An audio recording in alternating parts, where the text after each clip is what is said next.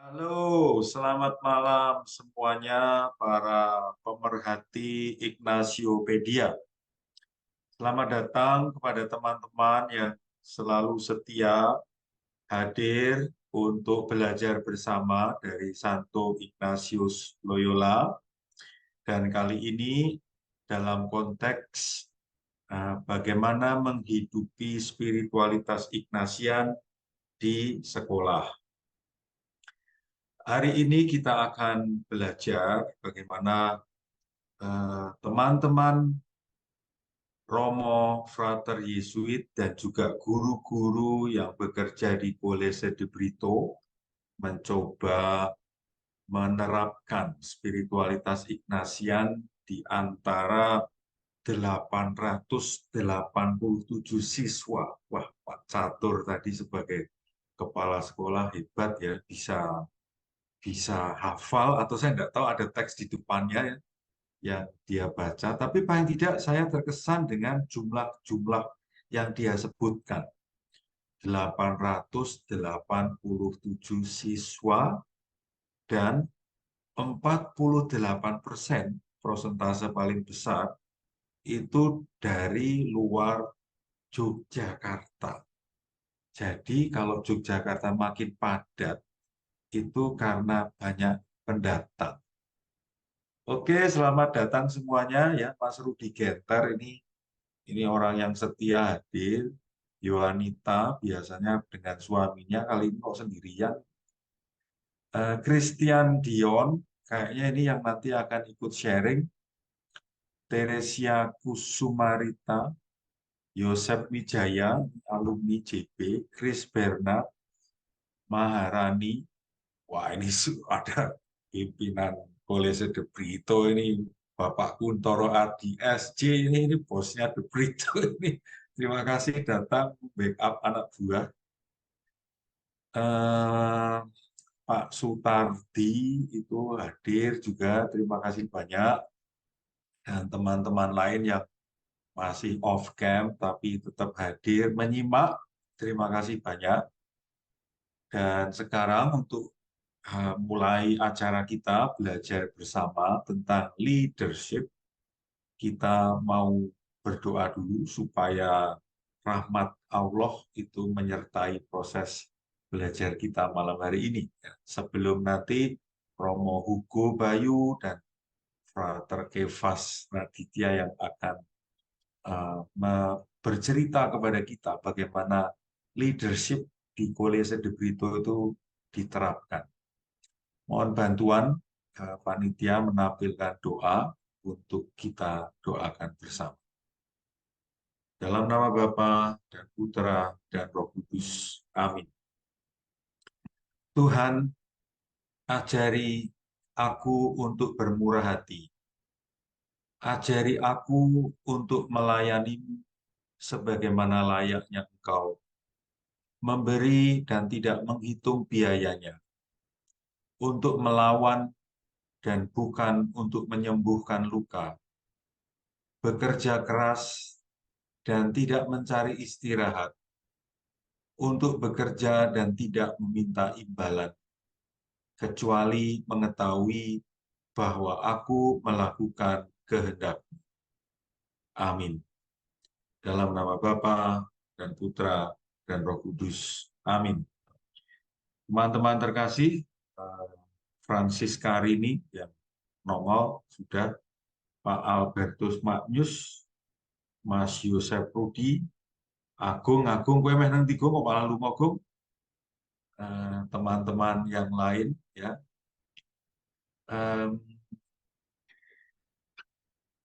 Saya ingin juga menyapa teman-teman guru, kepala sekolah, kader sekolah unggul kebangsaan. Ini bimbingan dari Romo Gandhi Hartono yang bekerja di Komisi Pendidikan KWI. Silahkan teman-teman guru, kader sekolah unggul kebangsaan nulis di chat room. Anda berada di mana, dari mana, silahkan menuliskan supaya kita semua yang di ruangan ini bisa tahu teman-teman ada di mana. Silahkan menuliskan. teman-teman semuanya.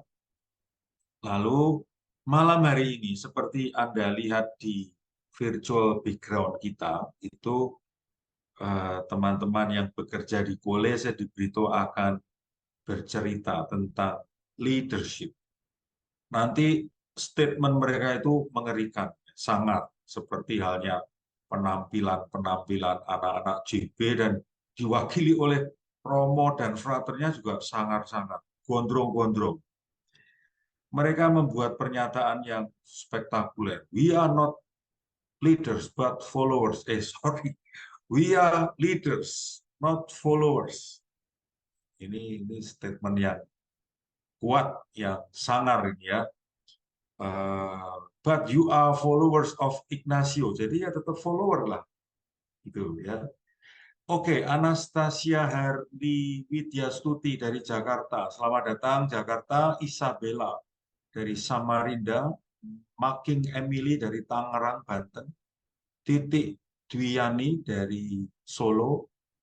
Selamat datang teman-teman kepala sekolah, guru Sekolah Unggul Kebangsaan.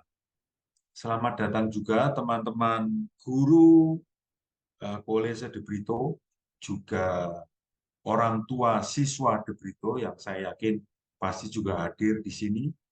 Teman-teman siswa, siswi, tidak ada siswi ya, siswa de Brito. Nah, kadang-kadang tertipu, gondrong-gondrong kelihatannya cakep dari belakang, begitu dilihat wajahnya berkumis seperti Romo Rektornya. Kumis.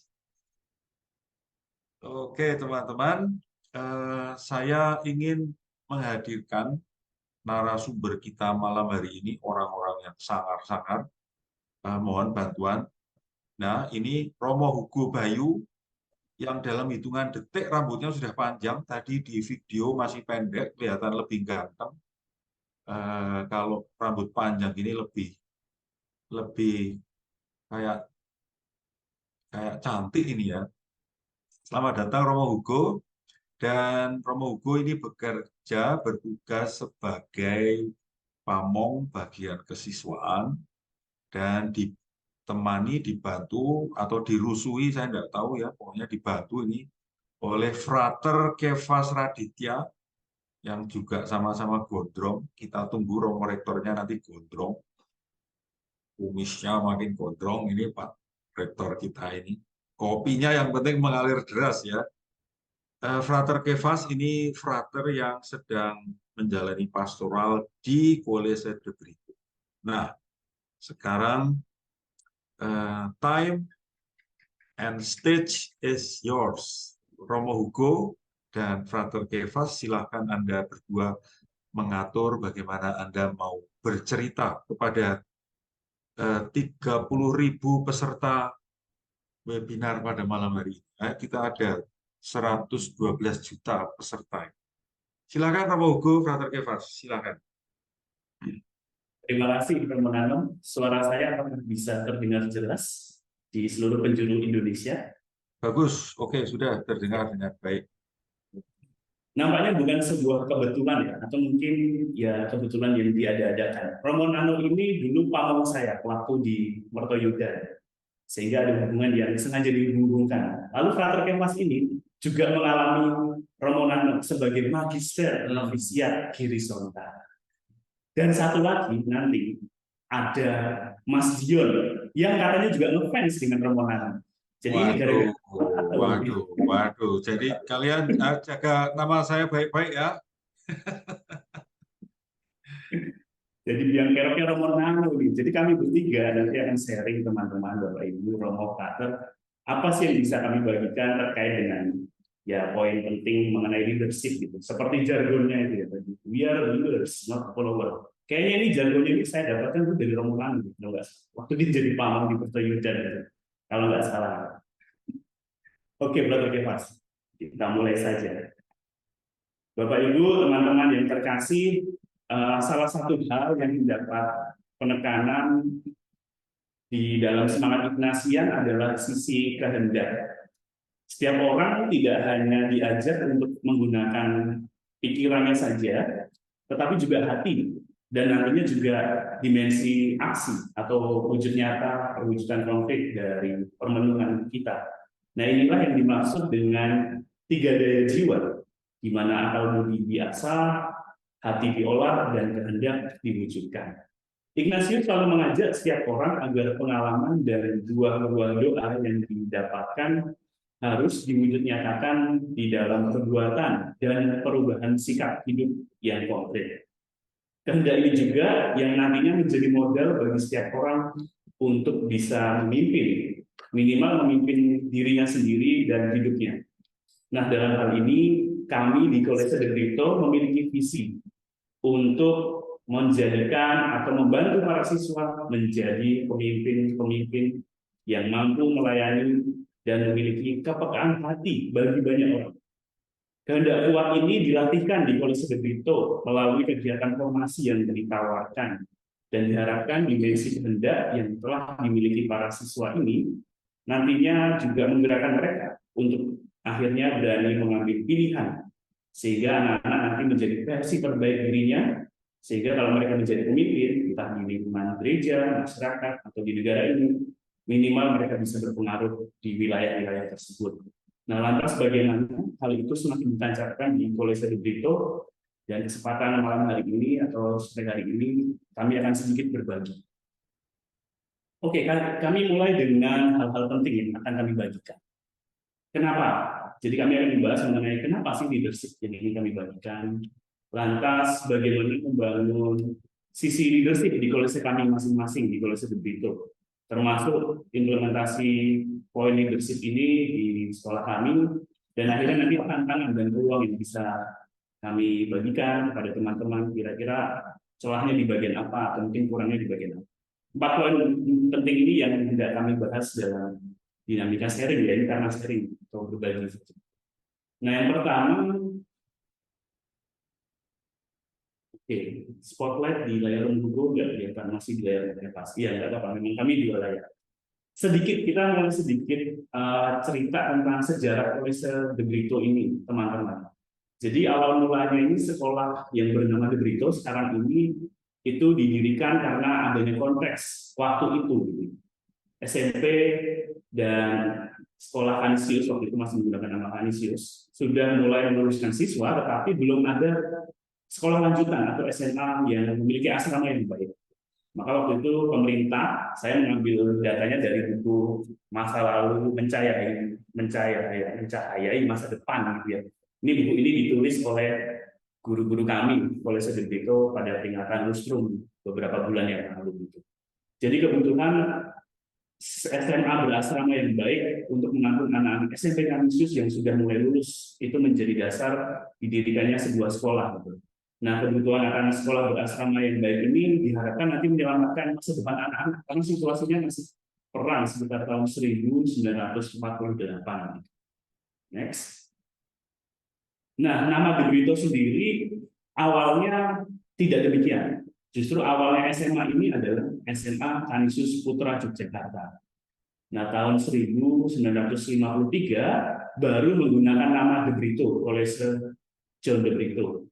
Penggunaan nama ini karena tahun 1949 adalah tahun kanonisasi Santo Yohanes de Brito.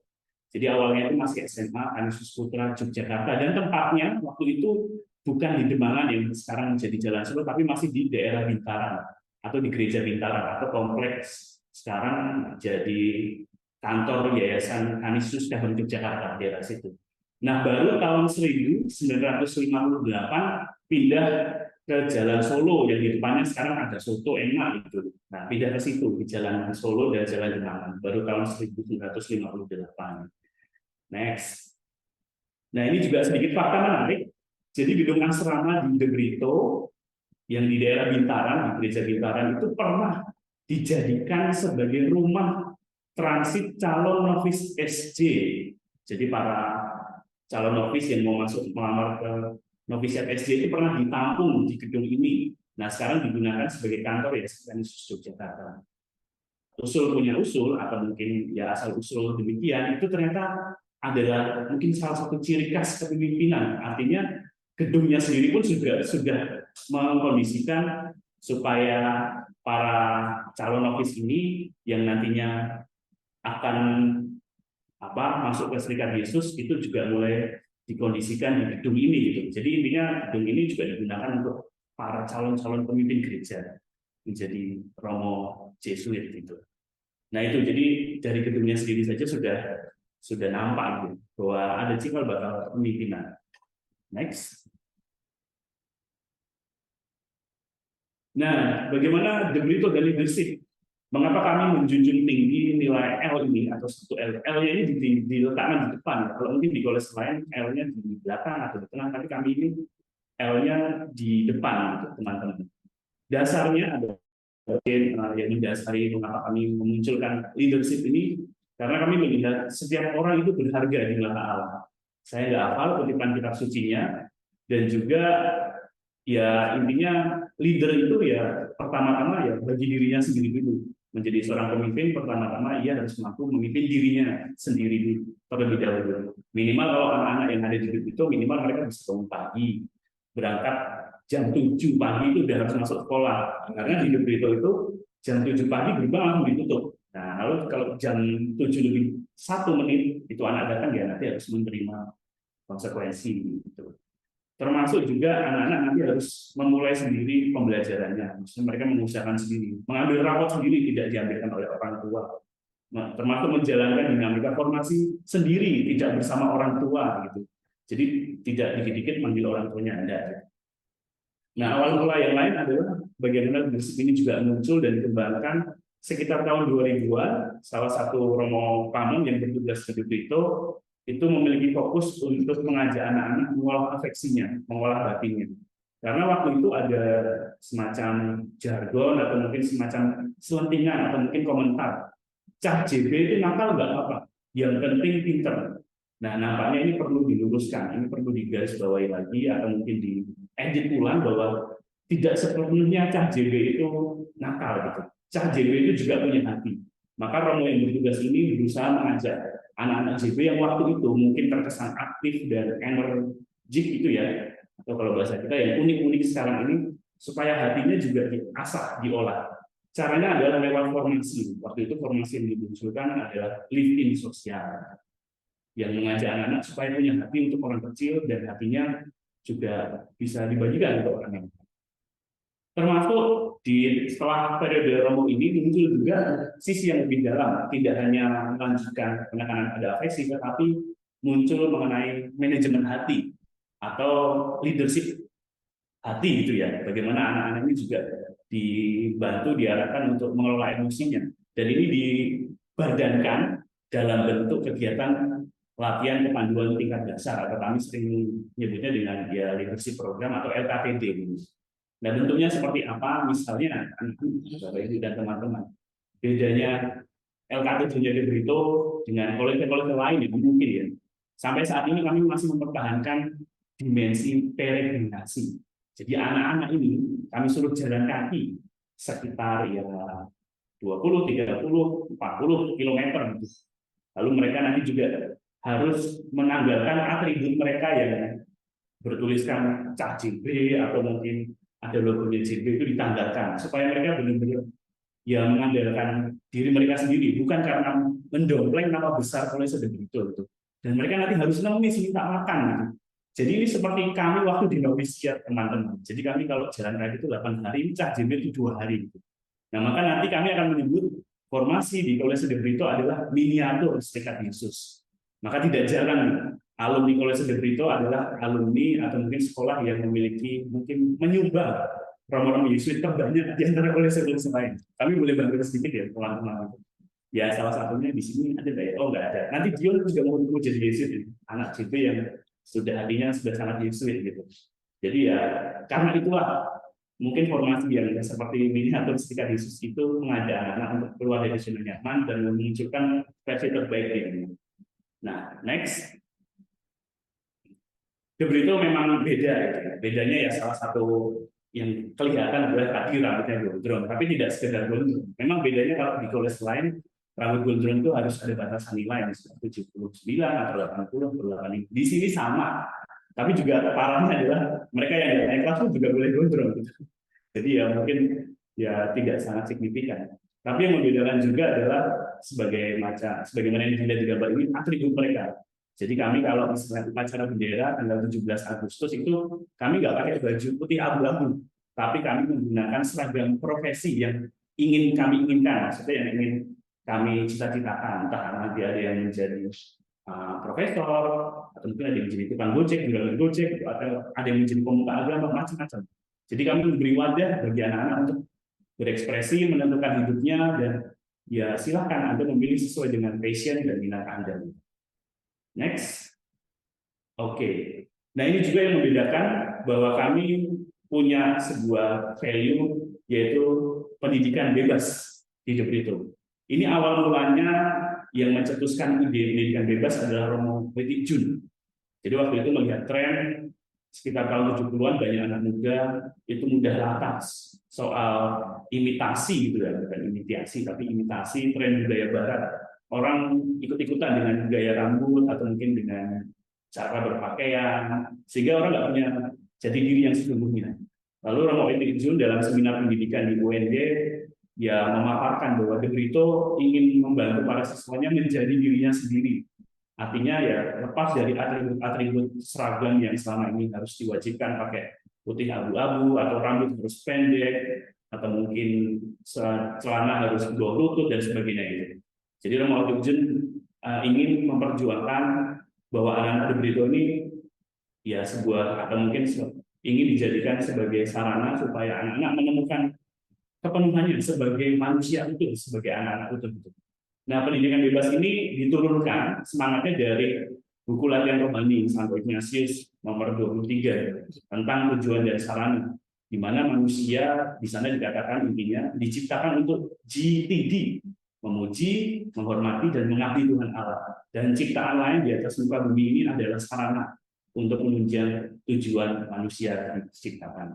Maka penekanannya pada kebebasan untuk menentukan dirinya, untuk berekspresi, dan untuk memperjuangkan apa yang menjadi impian dan value-value-nya. Dan ini kita sebut sebagai kebebasan eksistensial. Jadi bukan bebas dari atau bebas dari ancaman, paksaan karena dimarahi oleh pamannya, karena dipaksa gurunya, karena disuruh orang tuanya, enggak. Tapi mereka menentukan sejak awal, kamu pengen jadi apa di The Brito? Pengen seperti Bregas Banu Teja yang filmnya sedang hits sekarang, yang judulnya Budi Pekerti gitu, atau seperti siapa gitu. Nah ini kebebasan ini menjadi wadah di mana siswa nantinya juga mengolah sisi leadership. Mereka berani menentukan, memimpin dirinya, saya harus kemana gitu, sebagai seorang siswa. Persis karena dalam hal ini anak berjumpa dengan berbagai macam pilihan dan konsekuensi, maka kami memberikan banyak pengalaman dan banyak pilihan, sehingga anak sendiri yang menentukan. Dan tugas kami sebagai guru dan formator, termasuk tidak hanya guru yang mengajar, tapi juga karyawan dan teman-teman yang ada di lini tata usaha atau di bagian security juga menjadi formator bagi anak-anak. Misalnya kalau anak-anak tiba-tiba ada yang misuh di depan gurunya, ya kami akan tegur. Kalau ada anak-anak yang mungkin biayaan di jalan, kami akan tegur juga, karena itu membahayakan orang lain. Oke, next. Nah, tadi siang itu kami guru-guru The Brito dan beberapa teman rekan Romo juga ada di sini, itu menonton film yang tadi sudah saya sebutkan, judulnya Budi Pekerti. Yang menyutradarai adalah Mas Bregas Banu Teja. Nah, ini adalah siswa alumni Kolese The Brito tahun berapa? 2000-an ya, 2010 gitu. Nah, dia mendapat banyak penghargaan dan filmnya bagus. Maka teman-teman kalau nanti tertarik silahkan menonton, itu khas banget The Brito gitu. Kekasannya adalah ini, refleksi. Ya mungkin kalau selain juga sama gitu. Tapi kata ini muncul di dalam film tadi gitu. Nah, maka di Kolese The Brito anak-anak diberi banyak pengalaman dan diberi banyak kesempatan untuk mengolah hatinya dengan refleksi. Nah, ini adalah tools latihan rohani yang sering kita lakukan kalau kita retret, yaitu ya soal refleksi ini. Contoh konkretnya adalah setiap hari dari jam 1 sampai jam 1:10 kami punya waktu break untuk eksamen teman-teman. Mungkin di Kolese lain juga sama dengan menuliskan. Nah, apa yang dituliskan yaitu soal diskresi hari ini, kira-kira apa yang sudah aku lakukan, pilihan-pilihanku apakah baik menurut kehendak Tuhan atau justru kehendak setan gitu. Maka kami juga mengajarkan poin resisten dasar, pembedaan roh, diskresi, refleksi, dan menu-menu lain yang ada di latihan rohani dalam mata pelajaran spiritualitas Ignatian. Nah, saya dan Frater Kefas ini adalah guru spiritualitas Ignatian. Kalau di kuliah lain mungkin ya pendidikan nilai gitu ya. Nah, kami khusus membahas bagian jeroan atau seber tema-tema yang relevan buat tentang terutama soal ini pembedaan role, discernment, refleksi dan asesmen dasar. Gitu. Maka secara umum anak belajar untuk refleksi sehingga dia bisa mengambil makna dari peristiwa-peristiwa yang terjadi dalam hidupnya. Oke, next. Nah, tadi saya katakan bahwa ini adalah miniatur formasi SJ di mana tidak hanya akademik yang diunggulkan, tapi juga hatinya diolah dan kehendaknya juga dimunculkan. Ini yang disebut dengan 3 daya jiwa. Dan spiritualitas Ignatian itu sungguh-sungguh dibadankan lewat pengalaman mereka probasi atau eksperimen. Maka tidak jarang nanti kami akan cerita eksperimen-eksperimen apa yang kami lakukan, tidak hanya di LKTB, tidak hanya di Livin, tapi juga ya kami akan mengirim anak sesuai dengan konteksnya. Misalnya kalau mereka butuh harus ke rumah sakit, kami akan kirim mereka. Jadi pernah Bapak Ibu, kami mengirim anak ke rumah sakit Panti Rapih untuk belajar soal kerendahan hati. Karena waktu itu anak-anak terlalu sombong ya, karena merasa diri hebat gitu ya, cah JB itu bangga gitu. Lalu kami kirim beberapa anak untuk belajar kerendahan hati. Treatmentnya adalah kami masukkan anak-anak ini di rumah panti jompo, suster-suster sepuh, Carolus Borromeus, gitu. Oh, suaranya bergema. Ya, akan saya kecilkan sedikit. Terima kasih. Jadi di Carolus Borromeus, yaitu mereka harus membasuh kaki para suster, teman-teman. Nah, itu treatment mereka belajar untuk kerendahan hati gitu. Ya karena ini pendekatannya tidak bisa semua orang, maka kami menyebutnya dengan pendekatan kura personalis. Nah, ini eksperimen yang dilakukan oleh student itu untuk mengajak anak-anak juga menyadari betapa hidupnya juga rapuh gitu. Jadi spiritualitas yang kami ajarkan juga dibacakan. Next. Nah, ini miniatur formasi SJ di tahun pertama anak-anak kami ajak untuk mengalami pengalaman dicintai oleh Allah sendiri, pengalaman diampuni, yaitu dengan menjalankan latihan kepanduan tingkat dasar. Tadi saya katakan mereka harus cara makan di luar, harus mengemis, itu bukti bahwa mereka digantung pada rahmat Allah lewat orang-orang yang tidak mereka kenal. Orang yang tidak mereka kenal saja memberi mereka makan, lalu memberi mereka tumpangan. Gitu. Bagaimana Tuhan sendiri juga masuk dalam pengalaman seperti itu. Lalu di kelas 2 atau di kelas 11, mereka kami ajak untuk masuk ke minggu kedua, panggilan raja, berjerih payah bersama Kristus, lewat living sosial. Nah, nanti pengalamannya seperti apa? Dion akan bercerita, nanti akan ada refleksi yang kami bacakan, terkait dengan bagaimana mereka juga mengalami situasi yang sulit bekerja bersama orang-orang yang terpinggirkan. Lalu di bagian terakhir, ketika mereka kelas 12, mereka kami ajak untuk retret, dan akhirnya nanti diharapkan mereka mampu memutuskan jalan hidupnya mau jadi seperti apa. Oke, next. Itu saja, maka sebagai bagian untuk menajamkan lagi semangat Ignatian itu, Frater Kefas akan membagikan tools latihan berani seperti apa sih yang bisa diberikan kepada anak-anak. Monggo. Iya, bagian tadi kan ini kita masuk bagian ketiga ya, mengenai implementasi yang disebut dengan leadership itu. Lalu kami sengaja memberi judul bertumbuh dengan tools latihan rohani karena memang anak-anak ini kami ajarkan, kami tawarkan juga mengenai latihan rohani sebagai tools dalam usaha mereka untuk bertumbuh dan berkembang menjadi leaders di masa yang akan datang. Tapi sebelum lanjut ke sana, mari kita dengarkan cerita dari seorang yang telah menjalani hampir penuh seluruh formasi di The Brito karena dirinya sudah di kelas 12. Namanya Dion, kurang lebih foto yang saya temukan ini. Nantinya Dion akan bercerita mengenai pengalamannya menjalani LKTD ketika dia kelas 10. Meskipun foto ini tidak menunjukkan LKTD, tapi ini foto live-in yang saya temukan. Tapi kurang lebih ceritanya nanti akan begini. Dion, selamat malam, selamat datang.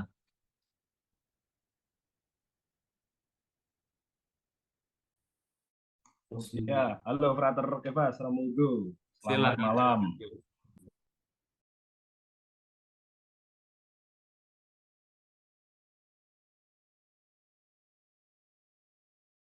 Oke, halo Frater, selamat malam. Romo Frater. Oke, tadi ini bisa dimulai Frater atau bagaimana ini? sorry, tadi wifi saya agak ngelag. Oke, siap. Oke, oke.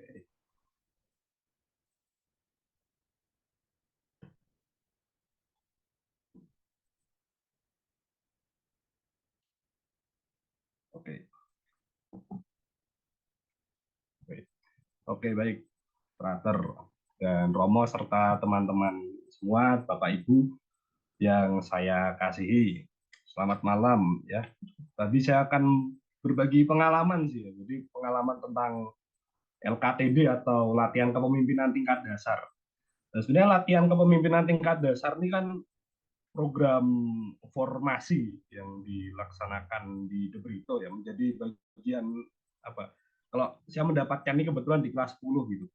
Memang ketika mau tahu ya mengenai LKTD itu kan dari kakak kelas dan alumni yang pernah pernah bercerita itu ke saya bahwa LKTD ini kalau pakai bahasa Jawa tuh engkau kue ini loh. Nanti kamu akan mengalami peristiwa seperti ini. Memang awal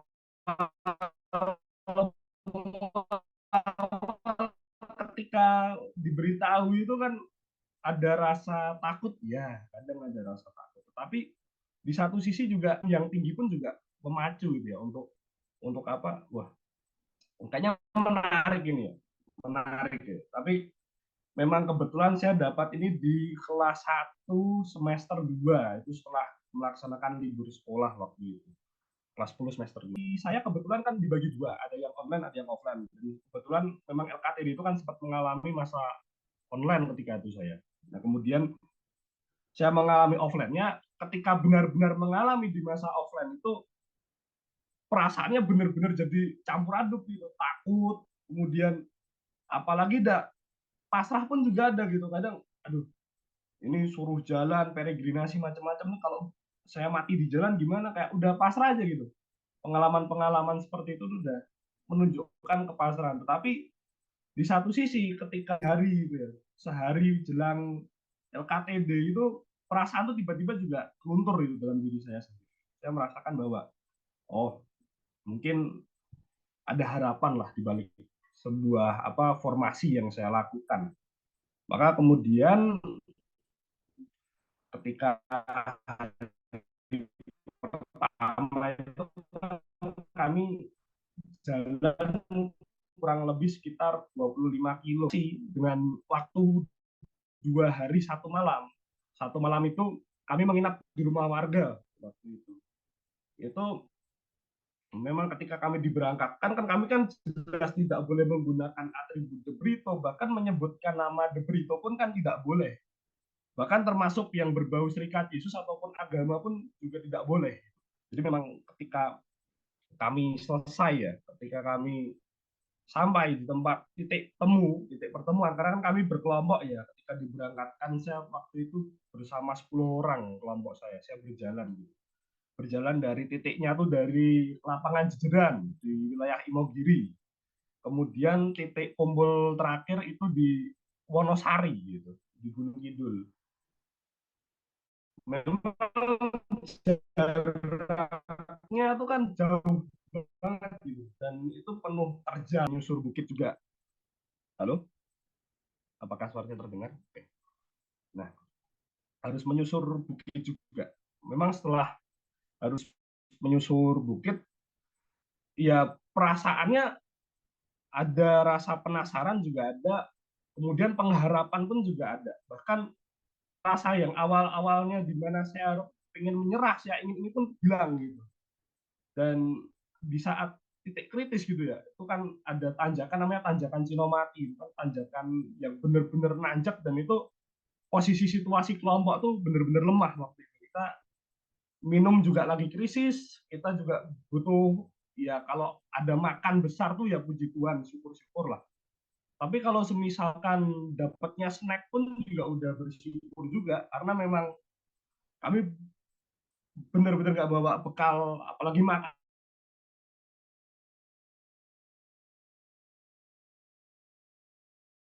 gitu. Nah, memang kemudian kami meminta kepada warga di sekitar sana ya. Kita meminta kepada warga gitu kan. Ketika kami meminta warga itu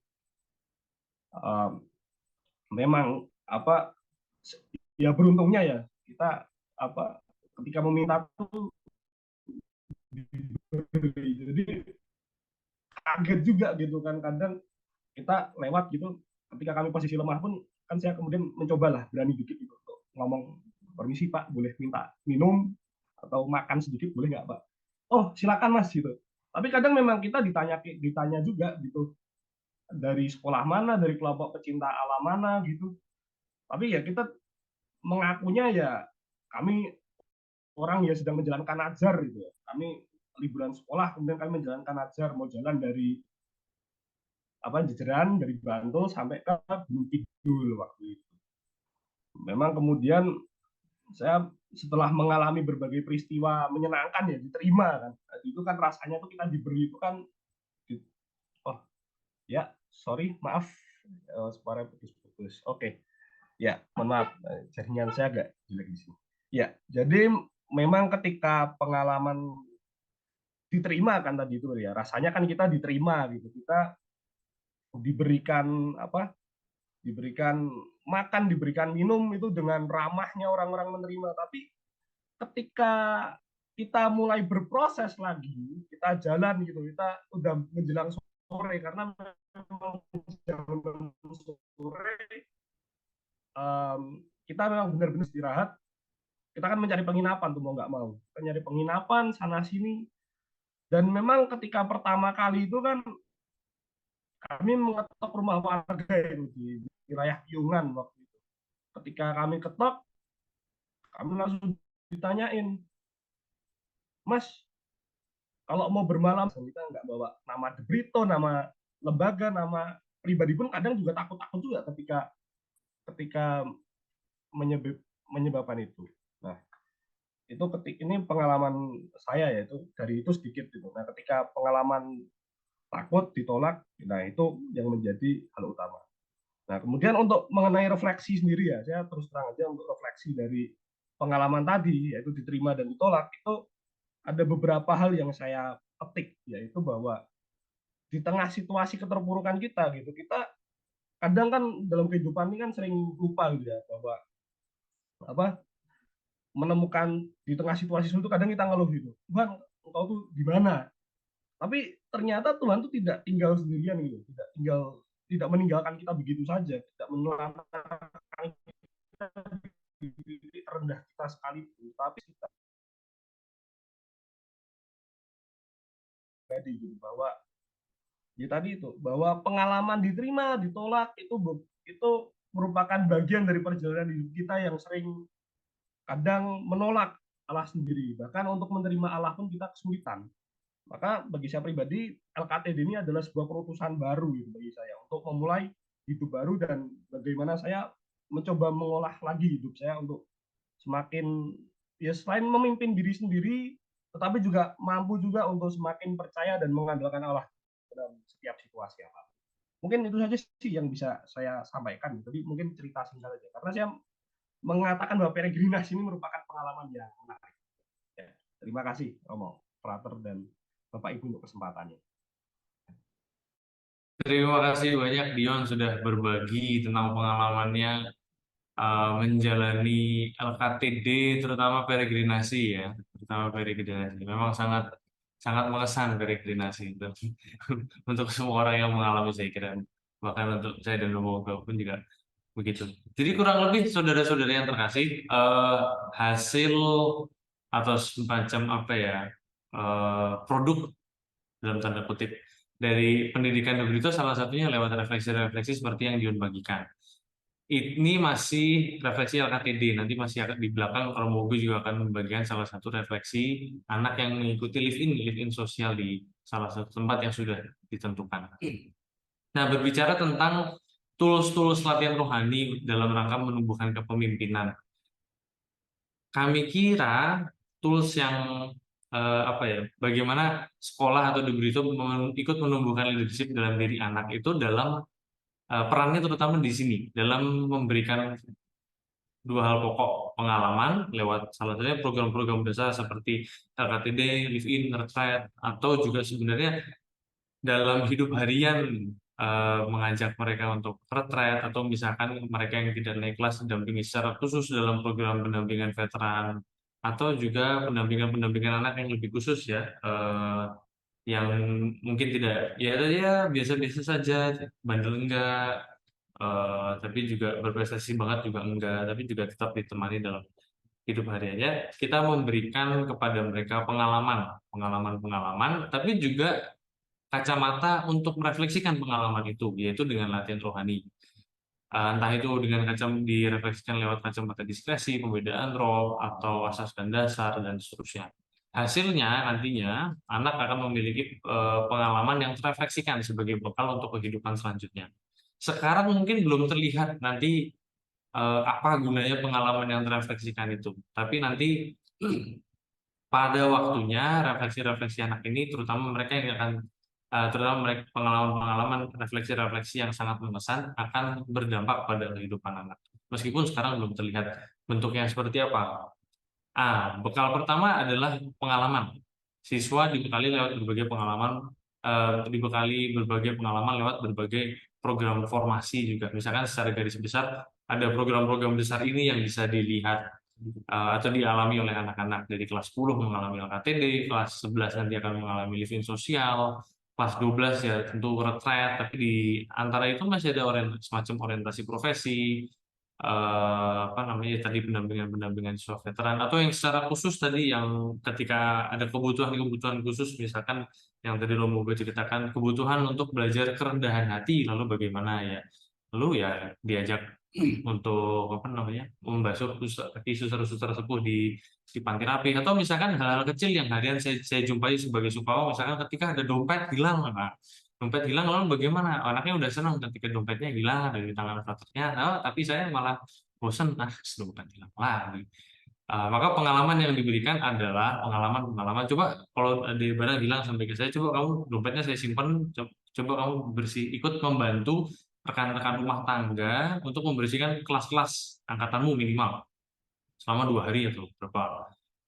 Pengalaman itu diberikan untuk pada umumnya, lalu anak akan membaca itu refleksimu apa, lalu pada umumnya anak akan bilang itu supaya belajar apa namanya eh, ini apa umumnya kan lalu akan bilang tentang jangan teledor atau segala macam. Tapi sebenarnya yang mau diberikan yang sering kali saya tekankan adalah bukan soal cuma jangan teledor, tapi coba kamu belajarlah dari para rekan-rekan rumah tangga itu yang jarang dapat perhatian, tapi setiap hari selalu membersihkan kelas-kelas, membersihkan hal-hal kecil yang mungkin mereka lempar ketika mereka pelajaran, atau misalkan menemukan dan mengembalikan hal-hal lebih besar seperti HP, dompet yang isinya macam-macam gitu.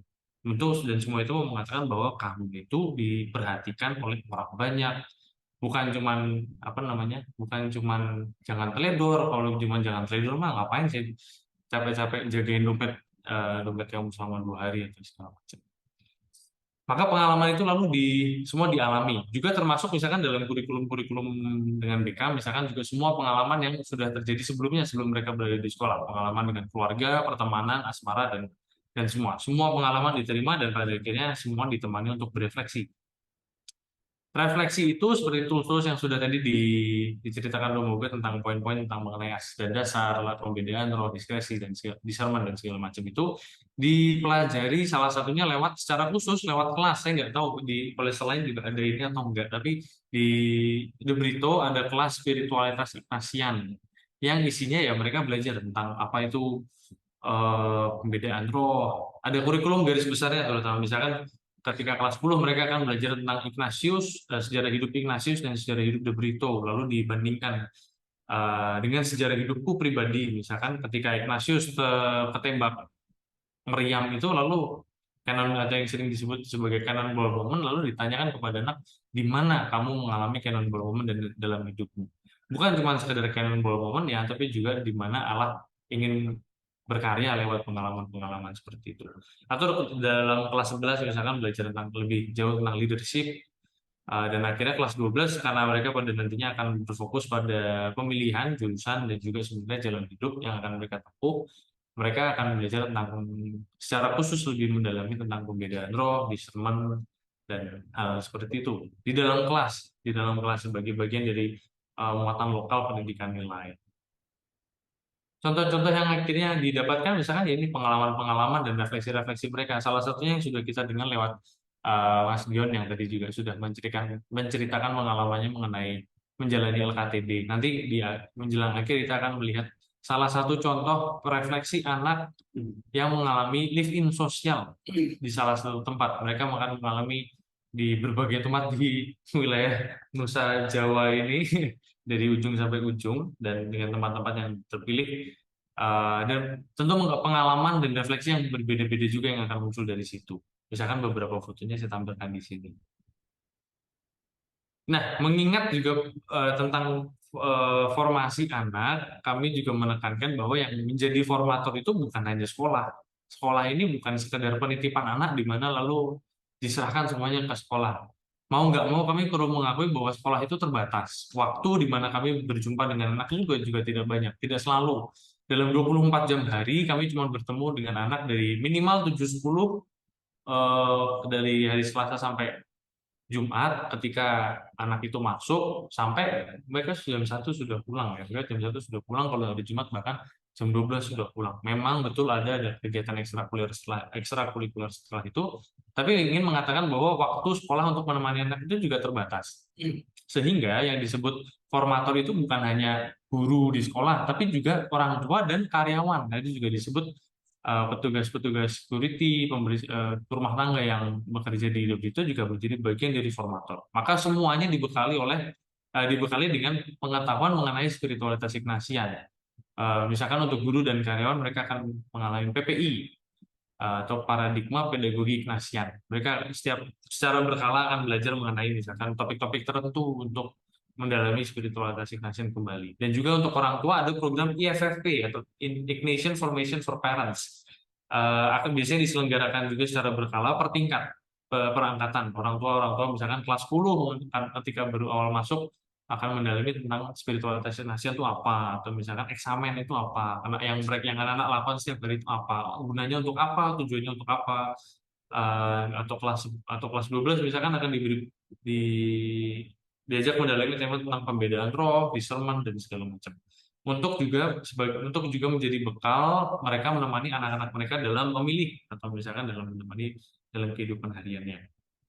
Semua ini dilakukan pada intinya untuk agar semuanya itu senada dalam mendampingi anak. Semua mengetahui uh, software aslinya itu apa yang mau diinstalkan ke anak, dan sehingga dengan itu semuanya lalu menjadi lebih senada. Nah, lalu berbicara tentang tantangan dan peluang. Nah, berusaha menanamkan nilai kepemimpinan dalam diri setiap siswa di Brito itu tidak mudah dan selalu ada tantangan. Tapi juga saya melihat atau kami juga melihat bahwa di situ juga tersedia begitu banyak peluang. Saya ambil satu. Gambar di samping ini lucu. Gambar di samping ini tuh lucu, imut-imut. Kelihatannya harimau, garang, sangar, tapi ya kucing gitu sebenarnya. Hello Kitty gitu. Demikian pula ya anak-anak yang kita lihat, misalkan di awal kalau Anda memperhatikan gambar-gambar ini di awal, wah ini kan garang ya. Mana ya? Ini garang semuanya, gondrong-gondrong, kelihatan serem. Tapi sebenarnya kan di situ terus maskot kita kan macan ya, macan Demangan. Tapi kok kelihatannya dalam hidup harian kadang malah banyak dijumpai ya ini melo-melo, remaja-remaja melo ini yang lucu sebenarnya. Kadang ketemu mereka itu banyak membuat tertawa. Tapi ini yang banyak kami amati. Energi anak itu besar. Mereka itu bisa misalkan beberapa kemarin ikut Gonfest ya di Jakarta, mereka ikut perjalanan kereta segala macam. Setelah ikut Gonfest masih ikut supporteran Canisius yang main DBL di Jakarta. Naik balik kereta ke Jakarta itu baru jam 9 malam. Tapi saya minta, oh jangan lupa paginya sekolah. Mereka masuk sekolah. Nggak tahu sih di pelajaran tidur-tidur atau enggak. Tapi mereka masuk dan menunjukkan bahwa memang mereka adalah anak-anak yang punya energi yang besar. Tapi dalam pengamatan kami, tampaknya kok manajemen emosinya juga seringkali kurang baik. Ini terlihat dari misalnya gejala-gejala yang seringkali muncul. Pertama, anak tuh mudah sakit. Pusing sedikit atau apa, lalu minta pulang, harus ke dokter dan segala macam. Dan sekarang ini kan surat istirahat dari dokter itu tampaknya kok lebih gampang untuk didapatkan. Dan dengar-dengar juga beberapa dokter menawarkan gitu, surat kemudian mau izin berapa hari kayak gitu. Lalu yang kedua juga dari selain mudah sakit itu overthinking yang berlebih. Kadang juga mengarah ke bunuh diri. Yang ketiga lalu beberapa hidup jauh dari keluarga dan tinggal di kos-kosan. Bukan di asrama yang lalu bisa ada pendampingan secara khusus, tapi mereka ini di kos-kosan yang tersebar di berbagai tempat di Jogja. Sebagian besar memang berada di sekitaran lingkungan sekolah, tapi apa namanya?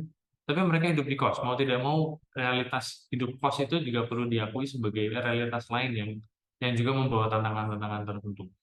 Terutama tentang waktu ya, karena mereka kan nggak ada kayak di asrama-asrama yang harus mengingatkan jam berapa bangun, jam ini. Lalu mereka akan berjumpa dengan 1.001 pilihan untuk dilakukan bahkan dalam waktu 1 jam. Atau juga misalkan perkara-perkara internal yang muncul di keluarga. Nah, mengenai ini, eh, saya ingin berbagi mengenai ini. Tampaknya dari pengamatan kami, emosi itu lalu berkaitan dengan fisik. Energi mereka itu dalam fisik mereka itu mereka berkaitan. Emosi yang kacau berdampak pada fisik yang kacau juga, lalu mudah sakit, lalu mudah galau atau segala macam. Beberapa hal yang muncul misalkan sebenarnya anaknya patah hati, tapi masuk sekolah bilangnya diare. Setelah ditelusuri lebih lanjut, ternyata anaknya kabur dari kos-kosan dan nginep di tempat lain. Tapi ketika besoknya tanding futsal, datang main dan lumayan gitu. Eh, lalu yang poin keduanya yang saya kira perlu juga penting untuk diperhatikan, bahwa energi itu perlu diarahkan. Emosi diarahkan agar menjadi energi yang bermanfaat dan berdampak bagi sesama. Arahnya lebih mendorong mereka supaya bukan sekedar mengalihkan perhatian, tapi coba melihat realitas yang lebih luas dari sekedar emosi-emosi yang saat itu sedang mereka rasakan. Lalu peluangnya ada di kegiatan-kegiatan fisik. Berbeda dengan hukuman fisik yang misalkan zaman dulu sering dilakukan ya, karena misalkan umumnya anggapan umum misalkan sekolah cowok lalu harus tangguh, harus segala macam, harus bisa push up 50 kali atau 100 kali dan segala macam.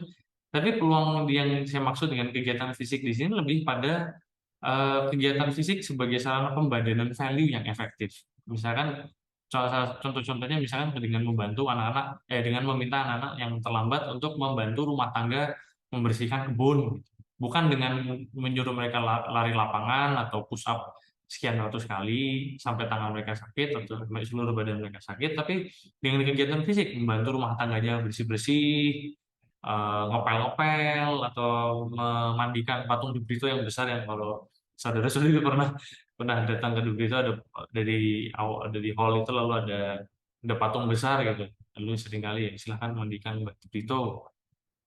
Lewat itu lalu menjadi apa ya, semacam sarana pembadanan value yang kami lihatkan efektif, karena sebagai bagian dari menyalurkan energi-energi anak yang besar ini. Lalu energi-energi anak ini besar, maka perlu dikelola dengan baik. Pengalaman uniknya ketika mereka sekolah, misalkan dalam satu hari bisa ada 10 sampai 20 anak yang izin untuk sakit saja. Entah itu sakitnya dari sekedar yang tenggorokan atau pusing atau apa. Tapi ketika misalkan living sosial, kayaknya nggak ada yang sakit ya. Living sosial yang ketika mereka terjun ke apa namanya, ke lapangan, ada yang misalkan jadi nelayan atau jadi tukang kupas apa, lalu jualan apa, itu ya nggak sakit. Padahal kan menuntut menuntut tenaga dan lebih menantang gitu daripada sekedar duduk dan membaca buku atau mendengarkan ketika di kelas. Lalu kegiatan-kegiatan ini lalu menjadi wadah untuk menyalurkan energi yang besar. Lalu dalam hal ini kami melihat tugas formator itu ya mengarahkan energi ini harus dibuat kemana, mengajak mereka untuk melihat realitas yang lebih besar dari sekedar emosi-emosi yang saat itu sedang mereka rasakan. Lalu kalau mau diringkas, peran Di Brito itu apa, saudara-saudari? Kami melihat di peran Di Brito itu ada di dua hal ini. Pertama, menjadi pihak yang memberi berbagai macam pengalaman kepada anak, dan yang kedua menjadi teman refleksi. Semua pengalaman itu diterima, entah itu meskipun kelihatannya buruk ya, misalkan ketika banyak yang gengsi ya, misalkan dengan tidak naik kelas karena Entah nggak tahu gengsinya di mana. Tapi kan di sini ya sudah tidak naik kelas ya tidak naik kelas. Mari kita hadapi bersama dan coba refleksi apa yang bisa kamu ambil dari sana. Maka ya kelihatan lalu anak-anak yang veteran-veteran itu lalu mulai kelihatan berkembang ya. Lalu melihat dari bukan dari sekedar dorongan-dorongan tapi juga dari dalam karena mereka merefleksikan aku nggak mau kayak gini lagi. Aku harus berubah gitu. Menjadi teman refleksi. Nah, lalu sedikit sharing ini, sedikit info tambahan atau cerita-cerita tambahan yang kamu punya. Iya, suara saya masih bisa terdengar ya, teman-teman. Jadi ini salah satu bentuk pendampingan yang kurang personalis ya. Waktu itu ada pengalaman kasus demikian. Di sekolah kami sempat ada fenomena anak ngambil makanan, bayarnya 2 tapi ngambilnya 5. Katanya ini budaya De Brito, katanya itu. Tapi sebenarnya bukan. Nah, maka yang kami lakukan sederhana, teman-teman. Kami mengirim anak-anak yang bahasa Inggrisnya itu gabrul gitu ya, atau take away gitu. Kami ngirim mereka kemana? Ke lapas Cebongan gitu.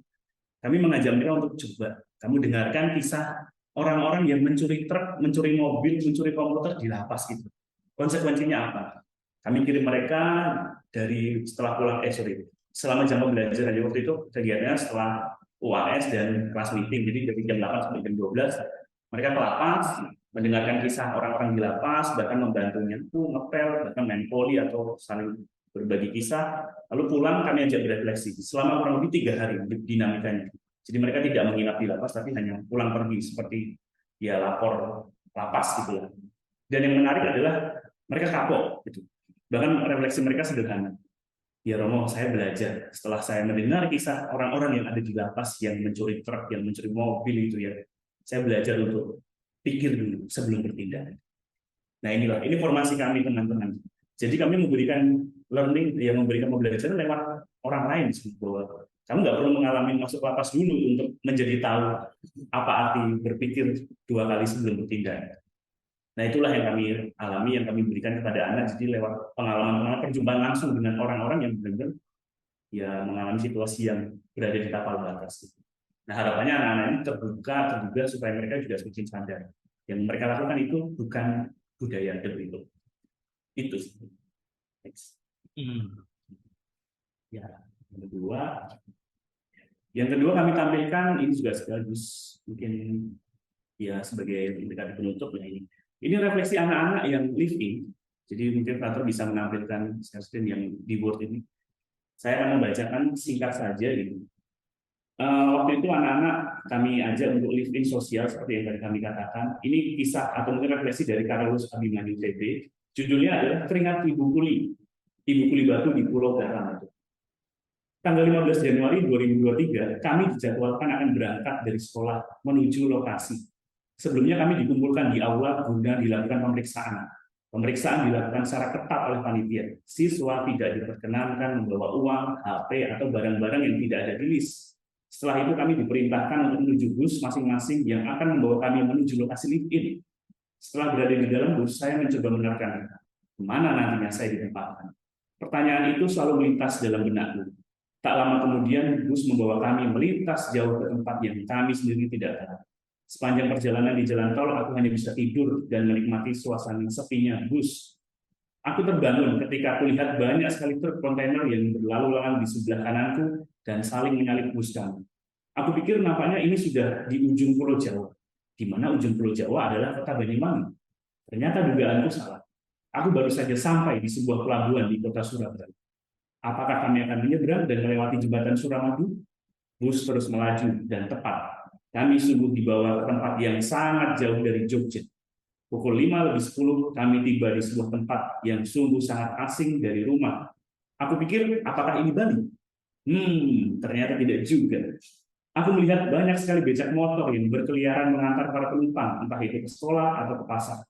Di saat itulah aku melihat papan bertuliskan Visit Madura. Dan terjawab sudah pertanyaannya. We are long away from home. Aku sangat kaget ketika berada di pulau itu. Logat berbahasa orang-orang di sini sungguh sangat beda. Banyak bahasa yang tidak mengerti dan jarang sekali mereka bercakap-cakap dengan bahasa Indonesia. Terlebih orang tua yang berbicara dengan bahasa daerah. Akan tetapi ini belum selesai. Tim kami dibagi menjadi 2. Tim Conscience A dan B. Aku berada di tim Conscience Bay, sehingga dari kota Pamekasan ini kami masih harus melanjutkan perjalanan ke Sumeneb. Itu artinya masih 2 jam perjalanan lagi kami tiba di lokasi. Cukup gila juga sih. Akhirnya kami tiba juga dan kami disambut dengan ramah oleh pembina kami, Mas Kiki, yang adalah anak dari kiai terkenal di desa itu. Setelah berberes sejenak dan mendapatkan pengarahan, kami langsung masuk pada dinamika kerja di tepi pelabuhan Sumeneb tersebut. Kami masih dibagi ke dalam beberapa kelompok divisi. Aku mendapat tugas untuk menjadi kuli batu. Aku cukup dibuat kaget karena yang menjadi kuli batu kebanyakan adalah ibu-ibu dan bukan bapak-bapak. Aku baru mengetahui setelahnya karena biaya untuk menggaji buruh perempuan jauh lebih murah. Sungguh kasihan nasib buruh perempuan ini. Kehidupan terkadang tidak adil, tetapi kita juga tidak mampu berbuat apa-apa. Hari itu juga aku makan cukup banyak karena memang terasa sangat lapar, apalagi terpaan fisik membuat kami sungguh tidak berdaya. Di hari pertama ini rasanya aku sungguh enggan karena aku tidak terbiasa mengangkut batu-batu ini dan memecahkannya untuk dijadikan batu kecil dan nantinya pasir. Awalnya kami merasa kuat dalam mengangkat dan memecahkan batu itu. Tetapi setelah 30 menit berlalu, rasanya sungguh capek. Kami sungguh merasa sangat lelah. Tenaga kami yang masih tersisa kami push lagi. Karena teringat akan sebuah janji kesadaran diri untuk membantu orang lain dalam lift ini. Semangat dari ibu-ibu kuli yang kami temui membakar semangat kami pula untuk semakin kuat menjalankan pekerjaan ini dengan ikhlas dan terbuka. Nah, ini refleksinya. Kurang lebih seperti itulah kisah saya dari hari ke hari, yaitu kembali berurusan dengan batu, panas, dan pasir. Begitu terus sampai kami selesai kegiatan ini. Akan tetapi satu hal yang saya pelajari, di dalam proses living ini saya merasakan bahwa Tuhan selalu melindungi kita dalam keadaan senang maupun susah. Buktinya, saat aku merasa lelah di hari kedua dalam pekerjaan sebagai kuli batu, Tuhan selalu memberiku semangat melalui ibu-ibu tua sang pemecah batu. Mereka tetap mengangkat batu-batu itu ke dalam mesin. Motivasinya sederhana, yaitu agar mereka mendapatkan uang untuk menghidupi keluarga, untuk mencari nafkah demi keluarga. Terkadang aku bertanya dalam hati, mengapa kami dikirim ke tempat yang jauh dan terpinggirkan? Dan ibu itu adalah jawaban. Aku justru merasakan secara nyata bagaimana menjadi orang yang terpinggirkan sebagaimana yang dialami ibu itu. Dari semangat mereka yang mempertahankan kehidupan bagi keluarga, aku menangkap sebuah semangat yang tak pernah padam, yaitu untuk tidak mengeluh sekalipun pekerjaan itu susah. Aku semakin mengerti bahwa kehidupan di luar sana jauh lebih keras daripada yang aku bayangkan. Tidak semudah membalikan telapak tangan, tetapi kita harus berjuang. Setelah dari living ini, ada komitmen yang harus aku lakukan, yaitu berjuang untuk sekolahku sampai akhir. Minimal aku mampu mengerjakan tugas-tugas yang banyak ini dengan tepat waktu, tanpa banyak mengeluh, dan akhirnya lulus di waktu yang tepat pula. Nah, itulah sepenggal kisah refleksi living mereka untuk menambah daging yang kami berikan. Maka sebagai penutup terakhir itu Dr. Kefas akan menambahkan sisi yang lain. Nah, ini untuk sedikit menutup sebenarnya malah kami yang ganti bertanya ya. Makanya kami yang malah ganti bertanya ke saudara-saudari sekalian tentang apa ya, apapun yang sudah kami bagikan di sore ini, di malam ini tentang leadership anak. Sejauh mana sisi leadership ini kuat dan muncul dalam proses pendidikan anak-anak kita di sekolah atau juga di rumah. Tentang memberi ruang, sejauh mana kita memberi ruang anak-anak untuk bertumbuh dalam sisi leadership. Anak diberi kebebasan untuk memilih, tidak didikte, dan seterusnya. Saya kira itu dulu saudara-saudari yang terkasih untuk malam ini. Kayaknya juga udah cukup panjang kami berbagi. Terima kasih sudah mendengarkan. Kami kembalikan lagi ke Romo Nano. Tuhan bersamamu dan bersama Romo. Semoga istirahat kita pada malam hari ini dan kegiatan kita untuk besok pagi senantiasa diberkati oleh berkat Allah yang Maha Kuasa, Bapa, Putra, dan Roh Kudus. Amin. Terima kasih Romo Hugo, terima kasih Dr. Kefas, terima kasih seluruh peserta webinar. Sampai ketemu minggu depan. Tetap di Ignacio Pedia.